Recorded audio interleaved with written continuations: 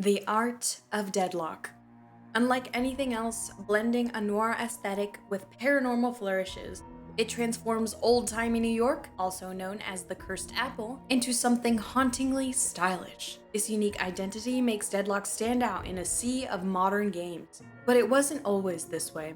Today we're diving into its artistic evolution, from its cyberpunk ancestor, Neon Prime, to the striking world we now know as Deadlock.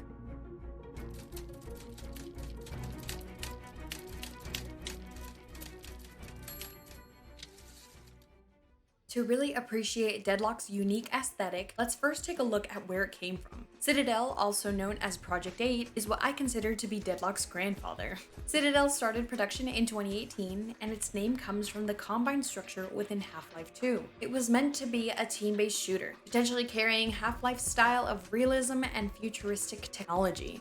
In this test footage shown by Yoshi, you can see Valve leaning into Half-Life sci-fi, even including the AK and Nick from Left 4 Dead. And even though we don't have much to go off of, the direction for Citadel already had a starkly different style than the occult style of Deadlock we would eventually get.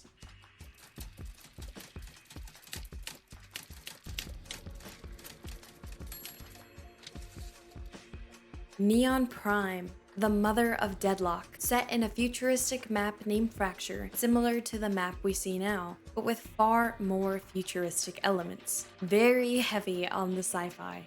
Its heroes reflected that futuristic aesthetic, and so did its NPCs. It had walkers, guardians, and even a titan boss, which was replaced with what we now know as the patrons. Everything about Neon Prime leaned into brightness, glowing neon lights, sleek silhouettes, and a city that felt more cyberpunk than cursed. It's common to imagine what the future might look like. It really just comes down to creativity. We've filled books, movies, and video games with tech-filled worlds, but Deadlock paved its own way in this scene, taking aspects of the past and tying them into the occult, creating a style that feels instantly recognizable.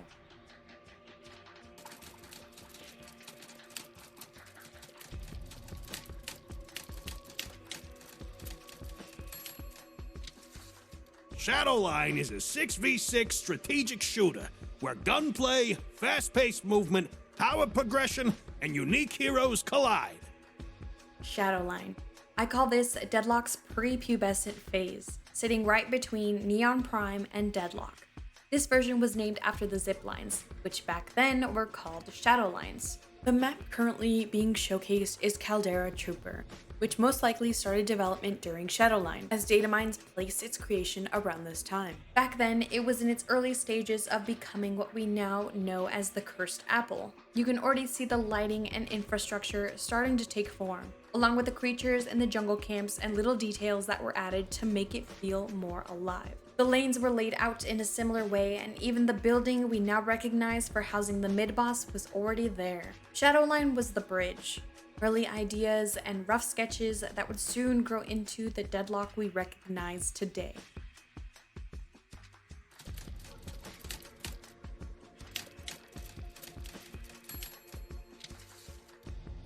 Now, we make it to the Deadlock we know. The version we've seen take shape since it opened its gates to us in spring of 2024. And since then, we've seen a ton of visual changes, from what first started out as 4 lanes, dropping to 3, to the consistent updates on character models. Ivy, Dynamo, McGinnis, Abrams, just to name a few, to the item visuals shifting after the shop rework earlier this year, and of course, the most recent complete visual overhaul, which really shows the direction Valve has chosen moving forward with this game. All this to say, the inception of Deadlock would have been nothing without Neon Prime. You can see where Deadlock pulled from it visually, as many of the heroes we know today came straight from Neon Prime. Early Deadlock itself had muted lighting and color choices that felt very different compared to the most recent updates. More recently, the palette shifted. The addition of eclipse lighting, stronger contrast, and richer colors gave the world new depth and vibrancy. In a way, those colors are still so reminiscent of Neon Prime, but they're blended seamlessly into Deadlock's old-timey aesthetic. It gives a nod to its ancestor while still building something entirely new and beautiful. And of course, one of the most fascinating parts of this evolution is the heroes themselves. Some changed drastically in their transition from Neon Prime to Deadlock, while others carried over almost completely unscathed. McGinnis, for example, was originally known as Forge. Ivy started as Tang, a design that looked very different visually from what we see now. And then there's Viscous, who kept the same name but was once a pufferfish in a suit. It's fascinating to see which ideas Valve decided to completely reinvent and which ones they reshaped to fit Deadlock's new identity, especially considering the complete shift in art direction that happened so late in Neon Prime's development.